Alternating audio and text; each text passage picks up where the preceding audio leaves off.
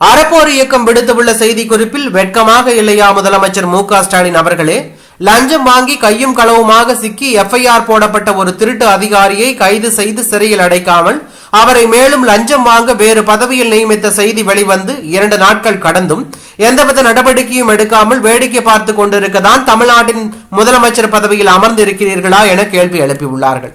மேலும், இந்தியாவின் பணக்கார தொழிலதிபர் அதானி சென்னை வருகிறார், அவருக்கு தமிழக காவல்துறை சல்யூட் அடித்து பாதுகாப்பாக கூட்டிச் செல்கிறார்கள். அப்படியானால் அவர் எங்கே சென்றிருப்பார் என்று தமிழக அரசுக்கு தெரியும். ஆனால் அதானி சித்தரஞ்சன் சாலை வந்து தமிழகத்தின் முதலமைச்சரை சந்தித்தாரா என்ற கேள்விக்கு அரசு தரப்பிலிருந்து எந்த ஒரு பதிலும் வரவில்லை. ஒருவேளை சந்திக்கவில்லை என்றால் அதை தைரியமாக சொல்ல வேண்டியதுதானே. அப்படி சந்தித்து இருந்தால் அதற்கான காரணத்தை சொல்லி இருக்கலாமே. இப்படி திருடனுக்கு தேல் கொட்டியது போல அமைதியாக இருக்க என்ன காரணம் என்று அறப்போர் இயக்கம் கேள்வி எழுப்பி உள்ளது பரபரப்பை ஏற்படுத்தி உள்ளது.